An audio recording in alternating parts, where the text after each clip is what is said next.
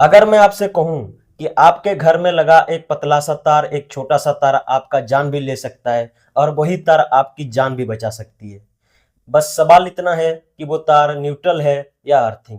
तो मैं शिवराज नायक, आज हम बात करेंगे इलेक्ट्रिकल सिस्टम में न्यूट्रल और अर्थिंग के बीच में डिफरेंस।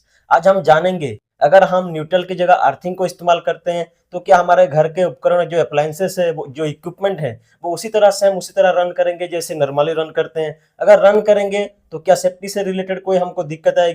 इलेक्ट्रिकल सेफ्टी स्टैंडर्ड इसमें के बारे में क्या कहते हैं, इलेक्ट्रिकल सेफ्टी नॉर्म्स क्या कहते हैं, वो सब कुछ आज हम जानेंगे।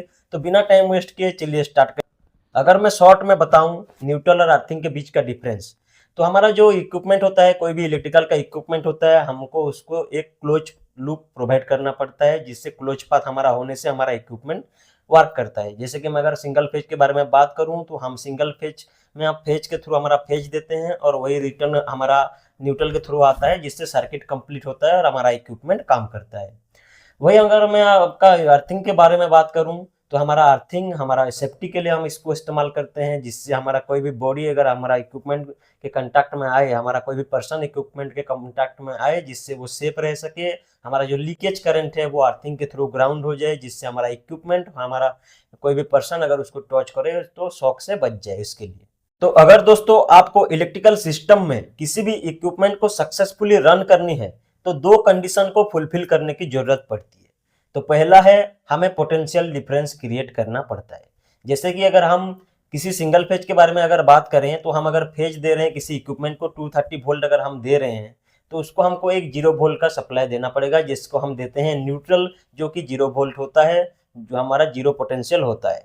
तो इसमें आपका पोटेंशियल डिफरेंस क्रिएट होता है और हमारा सर्किट कंप्लीट होता है।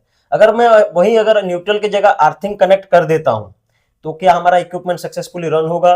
तो हाँ, बिल्कुल रन होगा, क्योंकि हमारा अर्थिंग भी जो होता है वो भी जीरो पोटेंशियल ही होता है। तो दिक्कत क्या आएगी वो बात करते हैं। अब अगर हम बात करें दूसरे कंडीशन की, तो आपको एक इलेक्ट्रिकल सर्किट को कंप्लीट करना पड़ता है, क्लोज लूप मेक करना पड़ता है, जिससे हमारा इलेक्ट्रिकल सर्किट रन हो, हमारा इलेक्ट्रिकल इक्विपमेंट रन हो। तो क्या अर्थिंग के केस में वो पूरा हो रहा है? चलिए देखते हैं।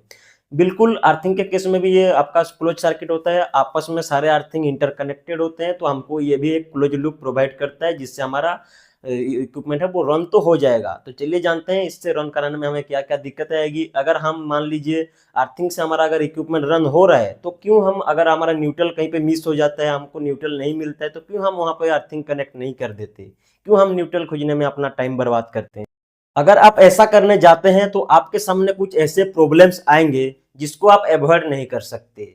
जैसे कि मान लीजिए अगर हम न्यूट्रल की जगह अर्थिंग को यूज करते हैं तो बेसिकली फर्स्ट आपका जो प्रॉब्लम आएगा, जो हमारा करंट जो था पहले फेज के थ्रू से जाते हुए न्यूट्रल के थ्रू रिटर्न आ रहा था, अब वो सारा करंट आपको अर्थिंग के थ्रू से रिटर्न आएगा, जिससे हमारा जो भी सारा अर्थिंग होता है एक में इंटरकनेक्टेड होता है, जिससे पूरा चांसेस है कि आपका जो अदर इक्विपमेंट है उसके बॉडी में करंट आने का पूरा पूरा चांसेस है। अगर उसको कोई टच करेगा तो उसको झटका लगने का, उसको शॉक लगने का 100% चांसेस बढ़ जाएगा। ये तो आपका रहा पहला प्रॉब्लम, इसके वजह से हम इसको कनेक्ट नहीं करते न्यूट्रल की जगह अर्थिंग को।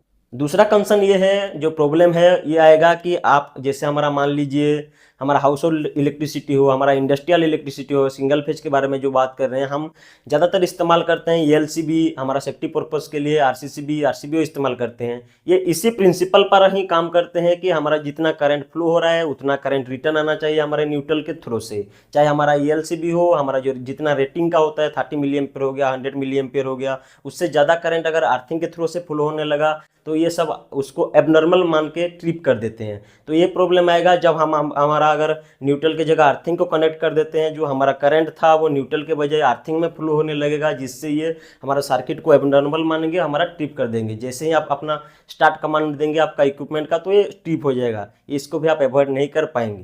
अगर मैं इलेक्ट्रिकल सेफ्टी स्टैंडर्ड की भी बात करूं तो इलेक्ट्रिकल सेफ्टी स्टैंडर्ड भी यही कहते हैं कि हमको इलेक्ट्रिकल न्यूट्रल की जगह अर्थिंग का इस्तेमाल नहीं करने चाहिए, क्योंकि अगर उसके पास जो भी पर्सन हमारा काम कर रहा है, इलेक्ट्रिकल पर्सन हो कोई भी पर्सन हो, उसको 100% चांसेस होते हैं कि शॉक लग सकें, जो कि हमारा इलेक्ट्रिकल सिस्टम में एक डिजायरेबल कंडीशन नहीं होती।